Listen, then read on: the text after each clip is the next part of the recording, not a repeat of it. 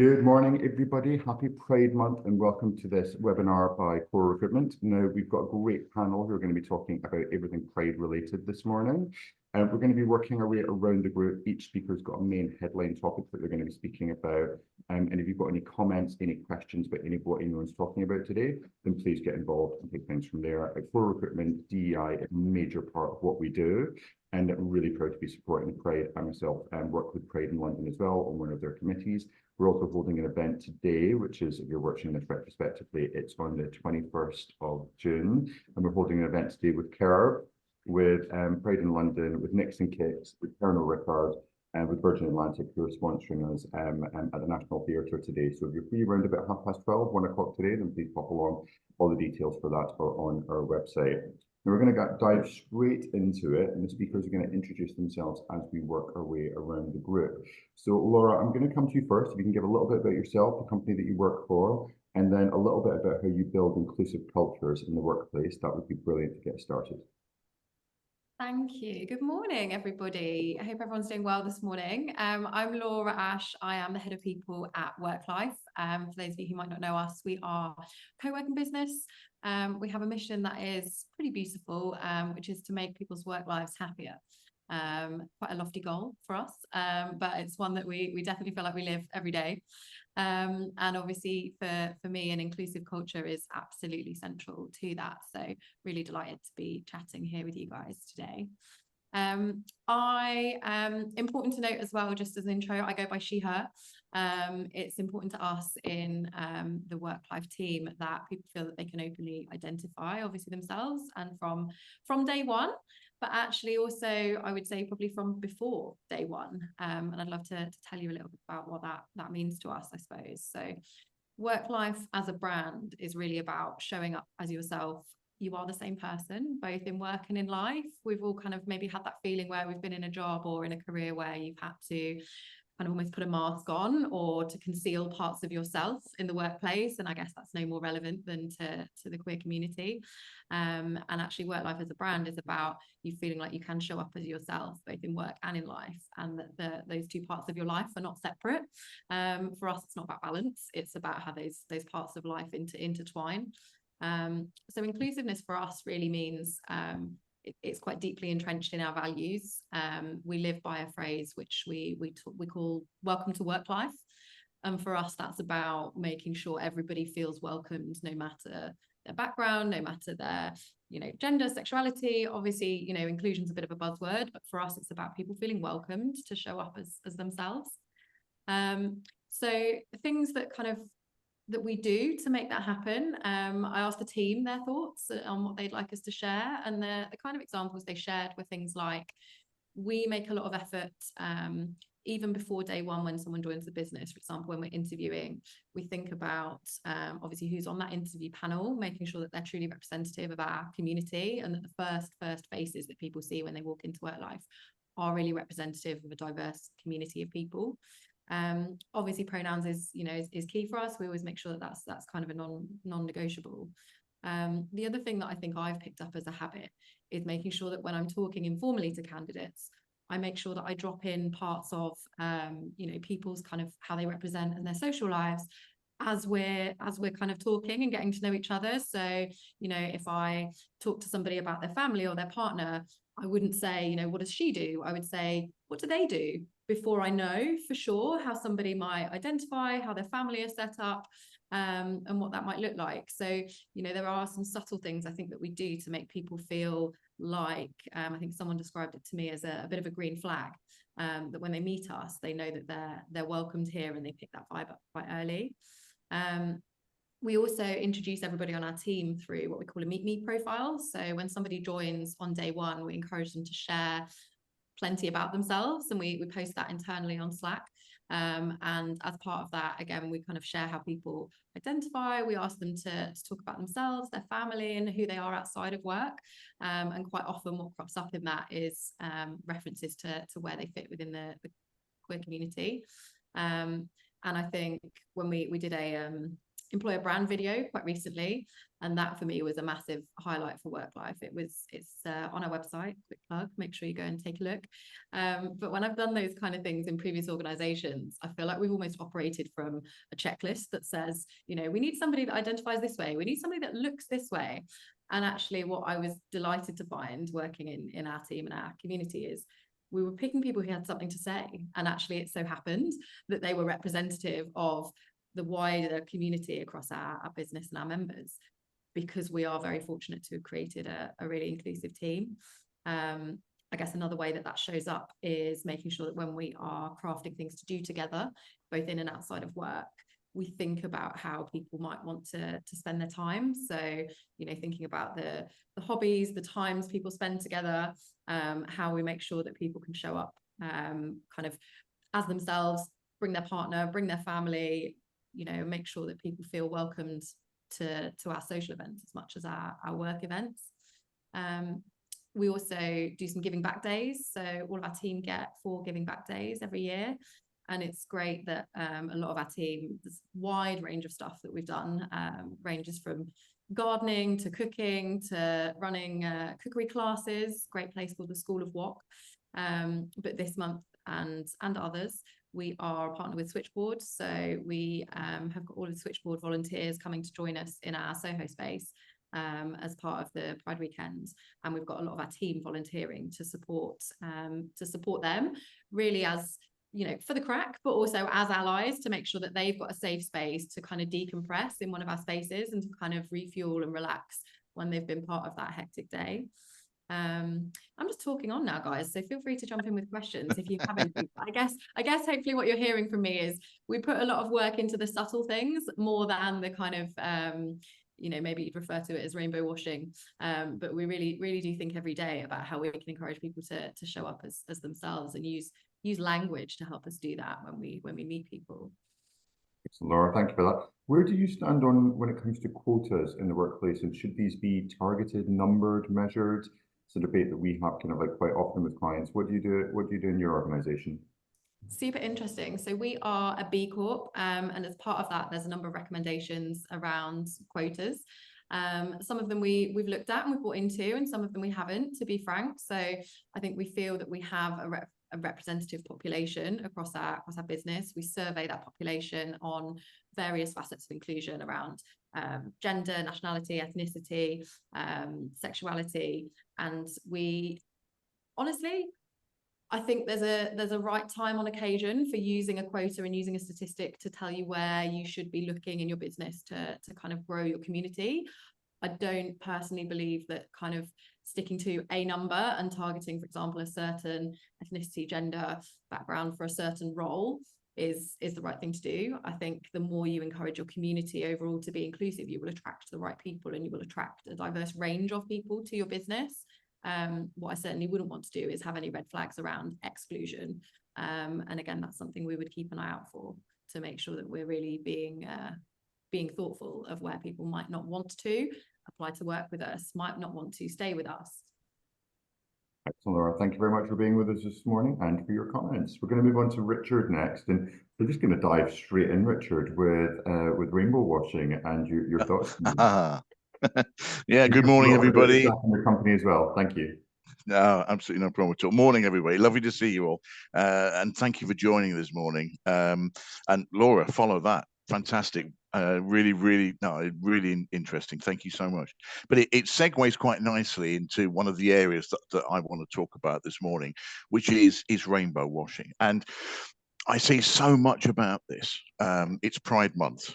Every company in the world suddenly has a pride flag, as we do this, we do that. You know, sandwiches being sold, which are pride sandwiches. You know, there's all this debate going on about it. So on one side of it, you know, I want to look at it and I want to say, hang on a second, what happens for the rest of the year?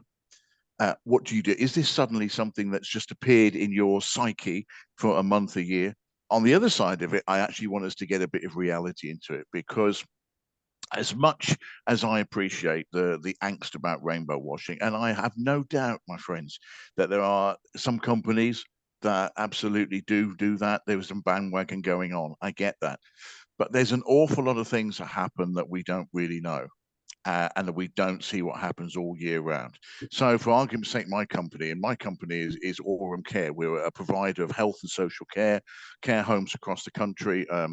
For my sins, I have the south of England to look after. So although having said that, on a day like this, I'm sitting just outside Eastbourne, it could be worse, to be fair. But as a company all year round, we absolutely take on board what Laura's talked about in terms of it being a core value about diversity and inclusion, how we support our people, how we treat our people.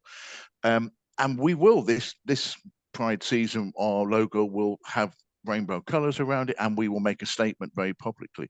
What it doesn't mean is that we don't do anything for the rest of the year. And I just want to caution us about making too many assumptions about rainbow washing. I was reading something the other day, the Albert Kennedy Trust, which is a trust that I have huge respect for in terms of supporting LGBTQ plus homeless youth, youngsters and young people who have, for one reason, their sexuality has rendered them homeless. You know, they were saying that in terms of corporate donations, half of their entire year's donations they receive in Pride Month. Now, okay, children in need make £30 million in November. Doesn't mean that we forget kids for the rest of the year. And I just feel that we actually have to be kind of realistic, and we have to go, yeah, we want it all year round, but we also have to recognize a lot of things happen that we don't always see. So I want to open that up. There was a post the other day, and it was on this very site, on this mighty LinkedIn site, and it was from the Royal British Legion, who were advertising, or they had put an advert out to recruit a diversity and inclusion officer for the Royal British Legion. And my word, you would think that they had advertised seal clubbing. The amount of comments and anger and angst and people that were absolutely losing their marbles because the Royal British Legion was wasting money on what was described as absolute pure wokeness. Now, to me, on one side, rainbow washing, on the which we don't want to have. On the other side, you have an organization that's absolutely appreciating what is required for people of all ages, of veterans, of people, of their families to support them. And a load of people are absolutely losing their stuff about it and not recognizing the fact that this is an all year round mission. So I just want us to get that reality into that discussion. You know, us as a company, you know, we're actually now looking at services for gay people, for LGBTQ plus community, which are safe services. You know, a commitment to care homes where people can feel safe and feel loved and feel respected, and in their older years, more silver years, whatever phrase you want to give it, as they grow towards that part of their life, they don't have to have that hiding. They may not have that support. You may have lived with a partner for 20 or 30 years. You lose one, it is incredibly difficult then for that person to find a place. And that's something that is really, really important to us. So, you know, my initial, and I'm happy for anyone to come and have a discussion about it, but my initial punt is, of course, we need to call out rainbow washing, but let's not make an assumption about everybody who puts a pride flag up in the month. Let's actually accept the fact that we capitalize on allies and we encourage them to go all year round, and we don't judge them out of court. That's my initial thoughts. Excellent, Richard. Thank you very much for those. Now, obviously, kind of like, you know, the rainbow washing thing and, you know, the pride flags, they're used globally. And in the UK, we like to think of ourselves as being more progressive than a lot of other countries. But, you know, from a global perspective, what do you think can be done? I think that's a really, really good question, Christian. I think in the end, we have to accept that we have a global part to play. You know, there are organisations like Rainbow Railroad, which support getting people out of countries abroad that are in danger. You know, one of the things that in this webinar is about how far we've come, and goodness knows, you know, we have come a long way. We have come a long way. Right to marry, pension rights, goodness knows what else it might be. But globally, you know, there are 64 countries that still criminalize consensual same-sex relationships. There are 40 countries that criminalize lesbian consensual relationships. There are 12 countries where you can still get the death penalty. Now, out of those 12, 6 of those countries actually make it happen. Iran, Nigeria, Saudi Arabia, some of our best friends in the world, apparently, Somalia and Yemen. There are 14 countries that criminalize transgender identity. But that doesn't stop there. There's another load of countries that will punish transgender folks because it's they public order offences, or they use some other law. Now, we have a duty. We have a two-way duty. Can we expect it to change the world on our own? No, probably not. But we absolutely have a duty to stand up as a country and show and give an example and take a lead, as does every other, what I would call allegedly civilized country. Do you know the fact which really, and I'll shut up after this, bless you. But the fact which really kind of stoked me a little bit was those 64 countries that still criminalize consensual same-sex relationships. Nearly half of them are Commonwealth countries. You could, so we're not going to get into the past about how you become members of the Commonwealth, but right now, right today, you know, we have photographs taken at Buckingham Palace, we have dinners, we have meetings, we have the rest of it. You know, we send football teams to Qatar. There is a point where, as a country and a community, we need to stand up and go, it's not good enough. And we need to take pride in doing that. That's an excellent statement, Richard. Thank you very much for that. That was Pleasure. really good. Priya, we're going to come on to you. If you can give us a little bit about yourself and fabulous Kerb. I've got to say that I was at a conference yesterday, and you had your brilliant Sophie from your marketing team interviewed 3 of your up and coming female leaders who Kerb are supporting through their enterprise scheme. So I want you to do a full minute on Kerb and the enterprise scheme and all of that kind of stuff, because it's absolutely awesome.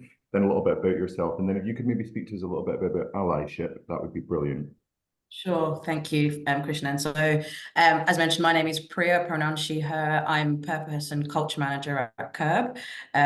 So just to continue what Krishnan said about what we do in the social enterprise, the social enterprise is the heartbeat of the company, where we help people from disadvantaged backgrounds to help start their street food business, or coach them into hospitality. So we work with impact partners from 4 different key areas. So that's homelessness, refugees, youth unemployment, and I'm missing one.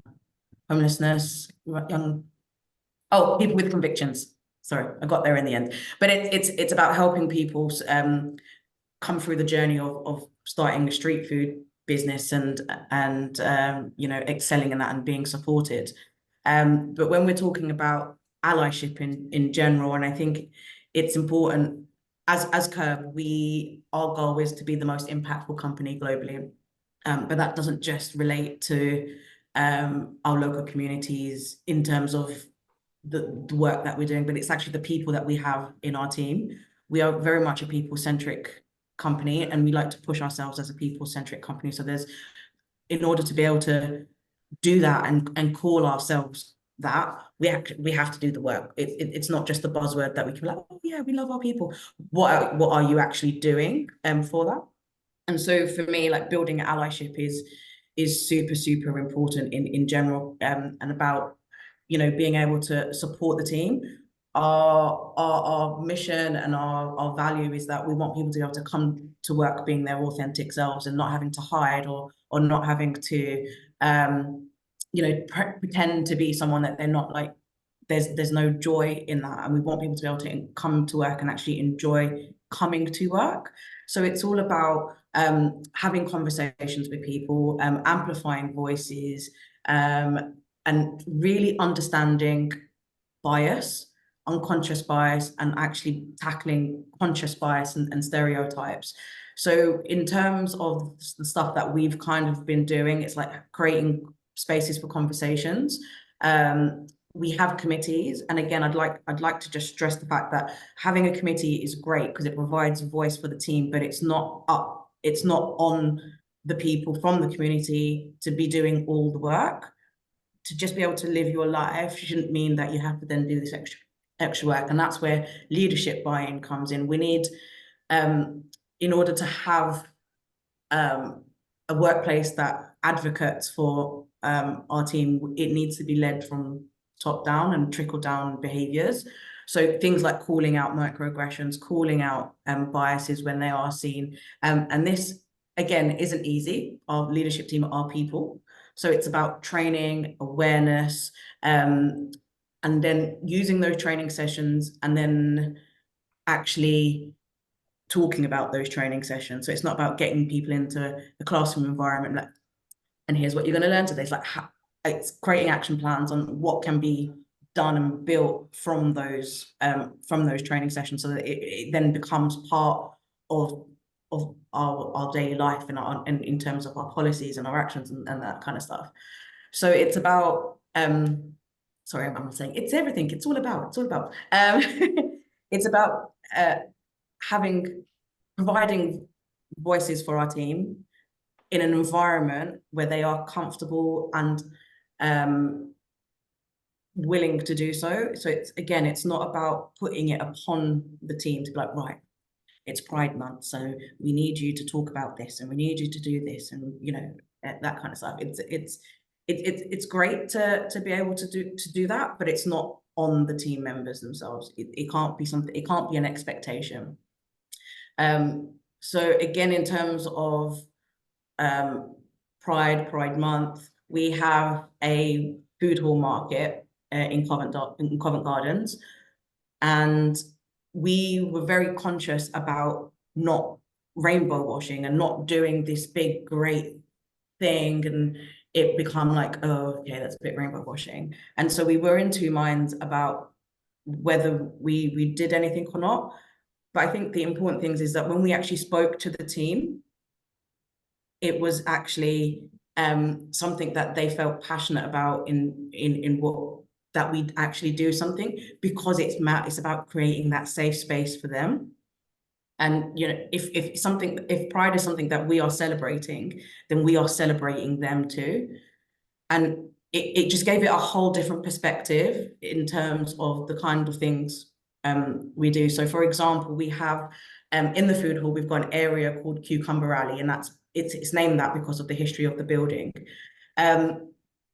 But we've actually renamed it now. It's now called Pride Ally, and it's about actually stamping our allyship and saying this is who we are, and if you don't like it, I'm really sorry, but this is not the place for you.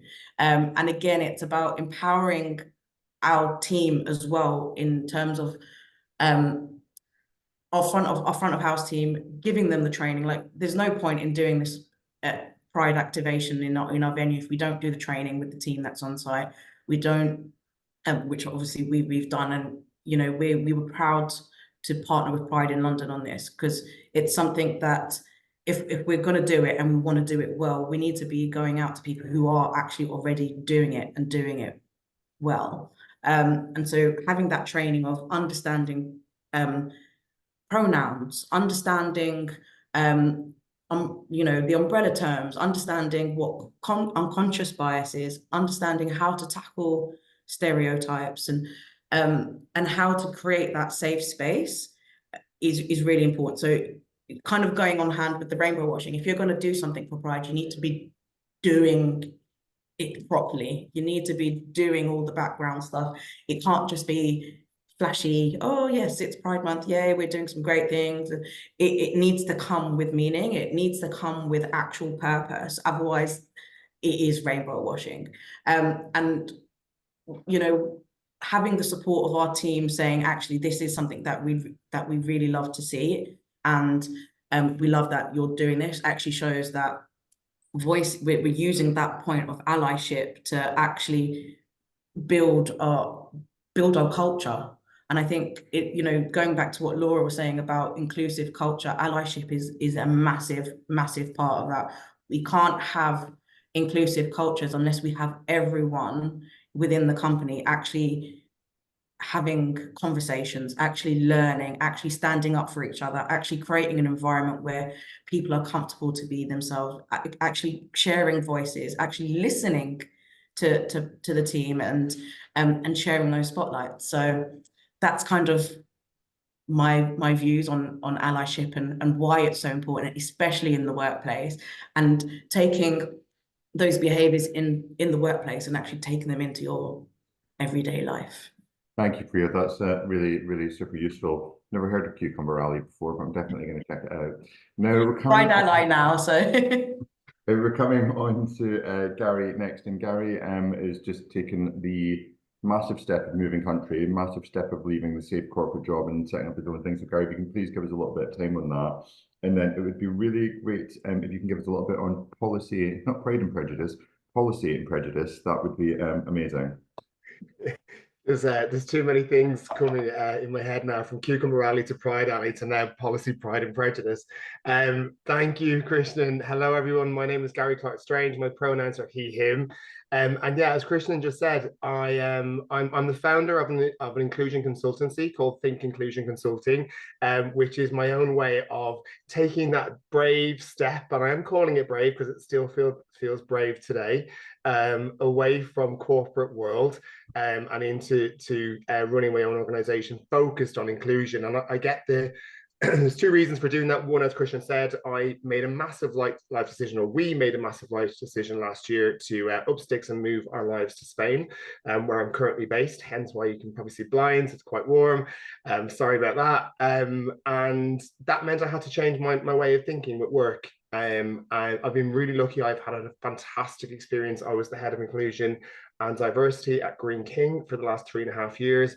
And when I say I love that role and love that organization, I speak with true honesty. And I left that role really recently, simply because I've moved country. But it's given me the experience to think about how we can actually, within hospitality, but also wider, in all organizations, how we can make reality of inclusion. Because I think, following on from what a number of people spoke about today so passionately, and I'm sat here thinking, how do I follow these amazing people?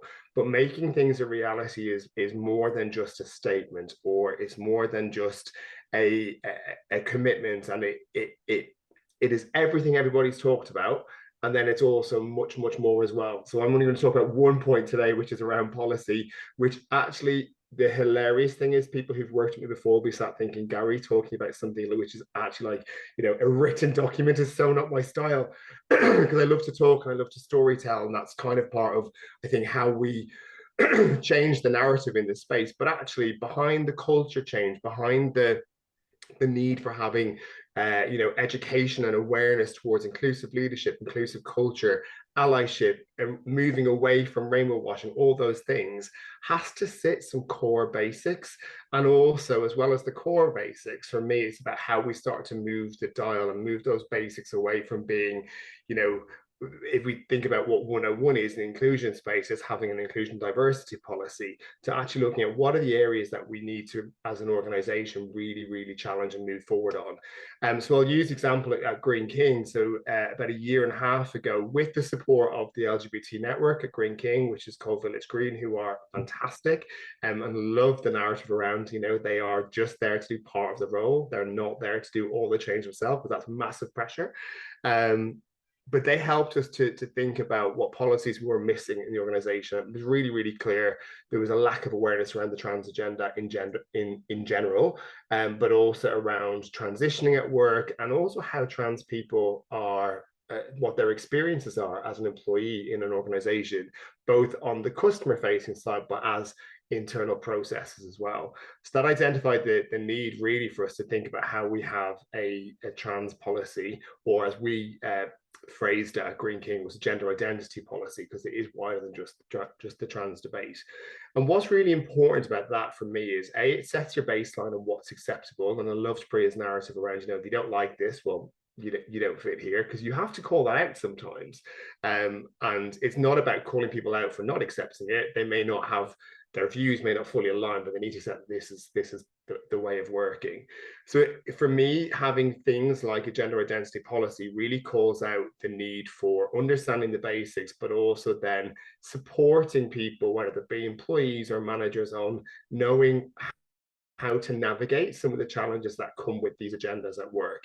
And there's some that you would think are obvious, and then the benefit and the beauty, again, I can't believe I'm saying this out loud because it's so not my brain mindset, but of going deep into this detail as you then find out things from talking to others about either issues or areas of potential to change things that you hadn't thought about in future when you were originally thinking about a policy. So I'll give an example just to try and bring this to life. I think when we were starting on the journey of creating a gender identity policy, you think about some of the basics that you would put in place as a general policy. But then when you start interacting with your network and with your employee network, whatever way you call them, ERGs, and talking to people who are part of that community, you realize some of the issues they face on a day-to-day basis, which are just basic. So for example, for us, if somebody transitions at work but hasn't legally changed their name, when I was at Green King, I'm talking about as if I'm still there, when I was there, our till system still, it was dead naming them every day because the system wasn't set up to pull your preferred name, and you have to legally still have your legal name, as that's what goes to HMRC, like all the little detail here. But actually then it leads you to a project to say, okay, well, we can change that. We have the opportunity to take what we're hearing from this policy development to change the system. And you think that is, when you go into the detail of creating these policies, you think that, oh, it's not that it's ticking a box. These are marginal gains that massively improve the life of people. So a day for me, when I spoke to somebody who said, thank you so much, now when I log in and I sign into the till every day, I feel myself. That's a change, and that's what policy does. And I think sometimes we think of HR policy as a boring document that is there, that we should give to people when they join the organization as part of their induction, and they'll never really think about it again. And it's just for HR and the center to think about it, or you'll deal with it when you need to. But that underlying policy is how, for me, we really, really move the dial on some of these topics that just haven't been given the focus that they need. And it's not just about the LGBT agenda. There's much more happening wider in inclusion, whether it's the need for having a menopause and menstruation policy, for example, all the different marginalized groups, that they are collectively part of an overall inclusion intent. That's part of the culture, that's part of all the change that's happening. But sometimes you do need that focused area to really think about how can you raise awareness, because policy does regardless, and you'll have an activation program behind it to help make people aware that it exists, so it brings it to life. But it really can help to change it on some of those things that you just weren't aware of. But if you were that person, or if you're in that community, you are really aware of those things.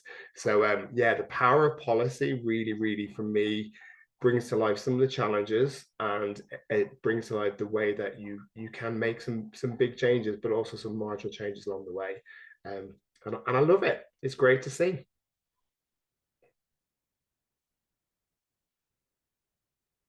Excellent, Gary. Thank you very much for that. That's great. And did you want to say a little bit about kind of like, in terms of like the levels within the LGBT community and how we should be interacting with each other?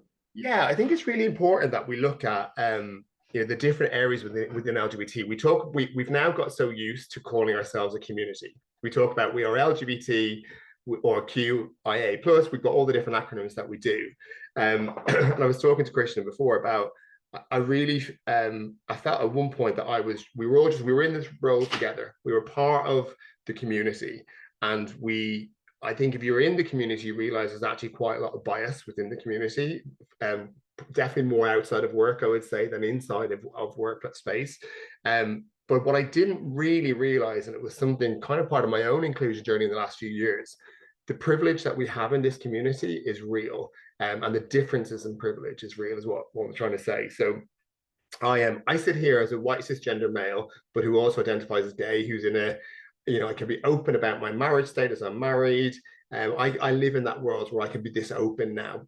I mean, unfortunately, my experience as a child growing up in Ireland wasn't like that. 20, 30 years ago, that wasn't where it is today. And I'm privileged enough to be able to then, do things like move my life and do that. But when I look at the privilege wheel, or I look at other areas of our community, going back to what I've just talked about, the trans community, if I pick on one community, for example, that's not necessarily the lived reality for them right now. And I feel really sad about that. I think, I can sit in a really, really privileged position because of the color of my skin, because of how I identify as gay male, and people just accept. I'm not saying, back to Richard's point, there's countries around the world where this is still illegal and this is taboo and it's not good. But actually, in the countries I choose to live in, or I'm privileged enough to live in, I'm pretty well accepted, and I don't face a lot of prejudice, luckily, these days. And I struggle with the narrative that this still exists, and I think it's important that we continue to talk about this, and we try to just find some equity in this community and use the power that we have as a more probably I sit in the bracket that I think is the most privileged within the LGBT community, and I think it's my role now to take that privilege and talk about it and raise awareness that there are some people who are not there, and how we do that. If we could fix that in the next hour and a half, Krishnan, we're on it, right? Yeah. 100%, 100%. Gary, I think that was really brilliant. Thank you very much for that. Thank you for sharing your story, and well done on setting up the business. You can get in touch with Gary on all social media channels if you want to reach out to him. Inclusion Consulting. Yes, I should say that more. I need to learn how to plug myself, Krishnan. Yes, thank you. What was the name of the company? Think Inclusion Consulting. Was that Think Inclusion Consulting? That's the one. Yeah. Oh, right, fine. It's a really good name, that Think Inclusion. I really like it. Thanks very much, Gary. Maybe put your email address, update your name to your email address if anyone wants to get with you. Matt, coming on to you next, if you can give a little bit about yourself. I have to say that 2 weeks ago, I was privileged enough to talk at Matt's Out Britain event, which was absolutely amazing, and was a lot of hard work. I hope you've recovered, Matt. If you can give us a little bit about Out Britain and yourself, and then if you can tell us a little bit about Pride in Business, I'd really appreciate it. Brilliant. Good morning, everyone, and good morning from Edinburgh, Scotland, where it's not as sunny as Gary, unfortunately, but hey ho. So my name is Matt Dabrowski. I'm the founder and CEO of Out Britain, the UK's first LGBTQ plus Chamber of Commerce, and I'm going to talk about the really important piece of fundamental, I guess, issue that nobody wants to talk about is money. And one of the things that we really do and try to do is authenticate LGBTQ plus businesses and help them grow and scale.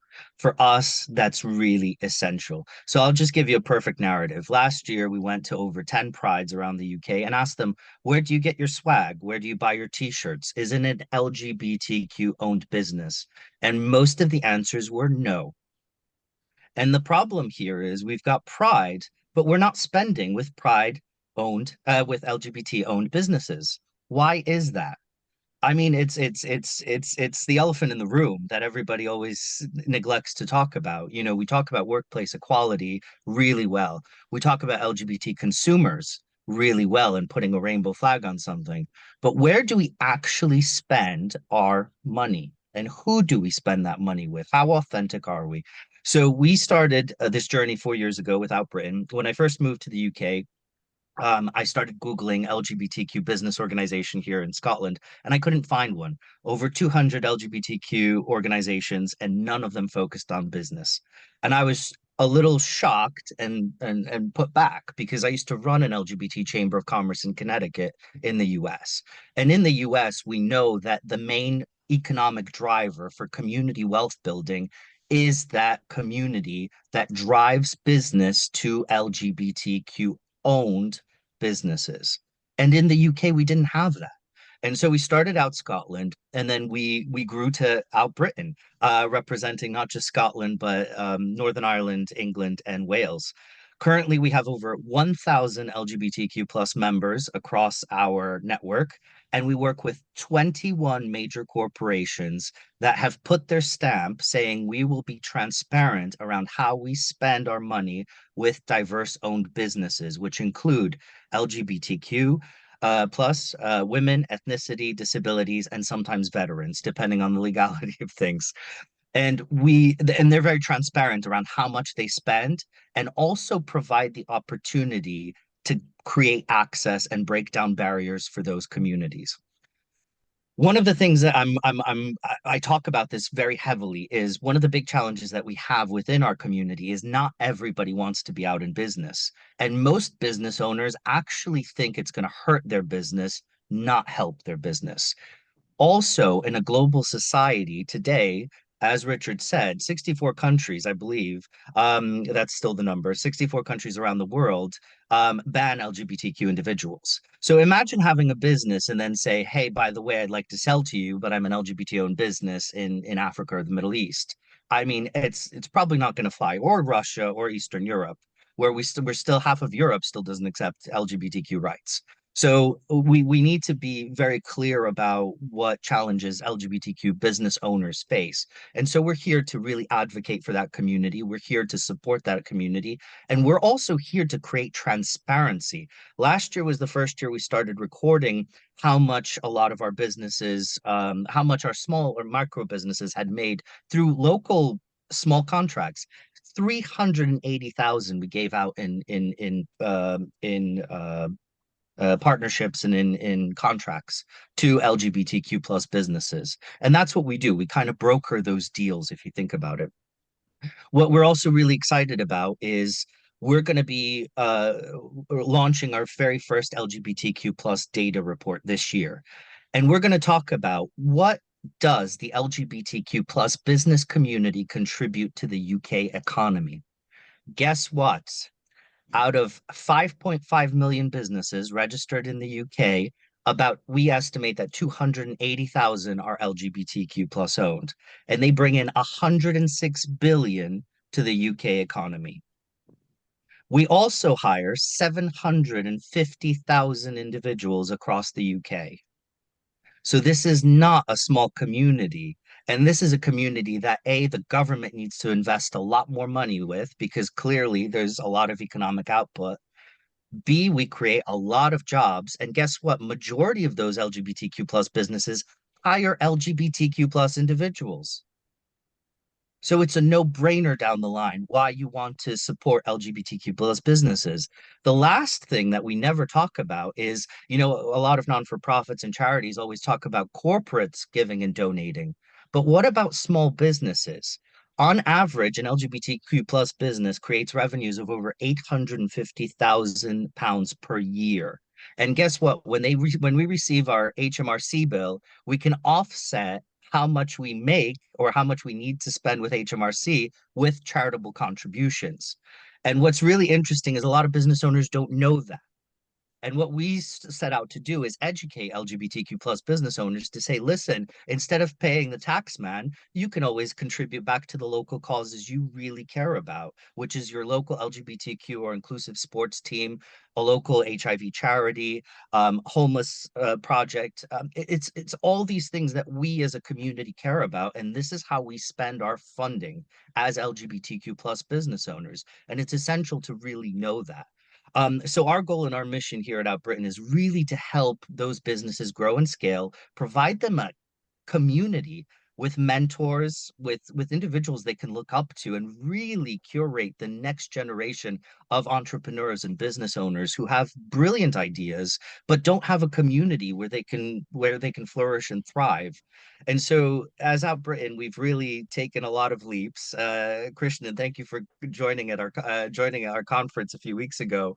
It was the very first of its kind, and I'm shocked that the UK has never had an LGBTQ plus business conference in the past. But this is where we brought those business owners, the allies who are interested in actually spending and buying from those LGBTQ plus businesses, because guess what? It's Pride Month. If you're not getting your t-shirts and your lanyards from an LGBTQ plus business, you are doing it all wrong. And I have to really put you on the spot that it has to come from an LGBTQ plus owned business, not China, not Amazon, not a major corporation. And it's the same thing when we purchase and buy locally. It's Pride Month. Are you getting your coffee from a Starbucks, or are you getting it from a local LGBTQ plus coffee shop? Because guess what? That local coffee shop gets its cups, other supplies, and other things from other LGBTQ plus businesses. And that's how we really create a community wealth building model that grows and scales. And on a final note, what's really interesting is the US did this back in 2015, the first time they launched their LGBTQ plus data report. And it showed that the LGBT plus community, which is the smallest and most marginalized of all the diverse communities in the US, contributes 1.3 trillion to the US economy. All of a sudden, all the politicians, their ears perked up, and magically they started paying attention to the LGBTQ community, saying, well, listen, we need to provide more resources, we need to provide more help. Why is that? Because money moves things. And at the end of the day, they realize that it's a community to be reckoned with, and how much that community contributes back into the economy can't be ignored. And so we're trying to create that model here in the UK and expand it into the rest of Europe so that places like Poland can realize, wow, we need to really start legalizing some of these things for the LGBTQ plus community, because you know what? They really do make a big, significant impact on our economy. And that's where we are always talking about that. So thank you for giving me a platform, for being here, and thank you for sharing this with you.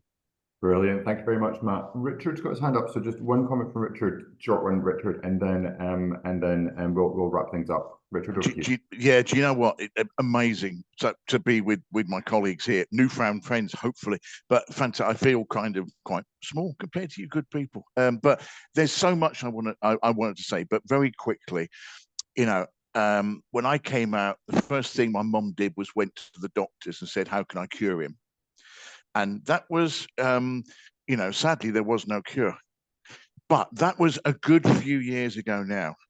And when we talk about where we've come from and how we've moved on, and that was, I was living in rural Norfolk. And you know what's really exciting about today? Great people from London, Edinburgh, Spain, slightly jealous, Gary. Eastbourne, not quite as good as Spain, but it's moved out and it's countrywide.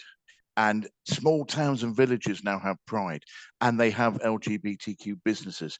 It has become a national thing. We do have a duty, and actually, I think, you know, we're alive to that now. The journey's not finished.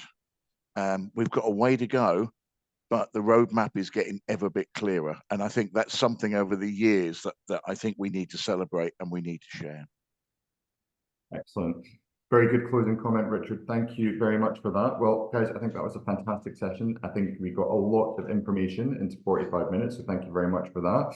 Just want to say it is Pride Month. Please get involved. If it's a flag, if it's saying something to your colleagues, it can be just kind of like little micro things that you do that really help everybody out. At Core Recruitment, we're all about getting feedback and we're all about doing more events. So if there's anything that you'd like to feedback about today's session, please do so. Our next event after Pride Month, which is coming up, and I'm sharing everyone about this, is that we're doing an event with the Barbican for Black History Month in October, and we are looking for speakers at the moment. So if anybody knows any interesting speakers from the community, it would be really great to get them involved as well. Maybe just a little bit, and just one quick story to share on why we do this. So every single year we do something for Pride Month, and a couple of years ago we partnered with Box Park. They were very kind and gave us a big section of Box Park for an evening event. We had speakers and all of that kind of stuff that came along. And there was a chap who RSVP'd, and as soon as he RSVP'd, he messaged me and asked me for my mobile number. Happens kind of like reasonably often, and basically like we were WhatsApping and all of that kind of stuff. And I got the sense that he was very nervous about coming down. About half an hour before the event, I got a message from him saying, "I'm outside, I can't come in, can you please come and meet me?" And I was like, okay. So came outside. It turns out the chap, 55 years old, was married, father of multiple children, all of that kind of stuff. Pride Month had come around again, and this year he was determined he was going to do something for Pride Month because he wanted to come out and he couldn't come out. Quite promptly took him to the pub around the corner, poured 3 shots of Zambuca down his neck, pushed him into the event, introduced him to a couple of people at the bar, and I actually had an email from him at the start of Pride Month this year, and he's now living with a partner. He did unfortunately leave his wife. He's got a good relationship with his children, and that's what Pride Month means to a lot of people. So yes, there's all of these other things, which I think that kind of like, you know, when you live in London, when you're in the community, you very much take for granted. But I think for a lot of people across the UK, the journey's still happening, the journey's still real, and Pride Month is something that comes around every year, and it makes people kind of like question things as well. So that was just kind of like a little story that I would say that sometimes it's not about the big gestures, guys. Sometimes it's about pouring 3 shots of them because somebody's down somebody's throat and pushing them off in the world and saying, go forth and do what you want to do. But he was, I don't know if that's a great message or a terrible message, but it's a message, and it's something about Pride Month. So thank you all very much for taking part. As I mentioned at the top of the hour, we've got our LGBT event at the National Theatre today. So if you are in London and you're free, kind of like, you know, around about 12:30 or 1 o'clock, you will get to see Laura some more because she's on one of our panels later at 4 p.m. Then that would be great. But thank you very much and have a great Pride Month. Bye, everyone.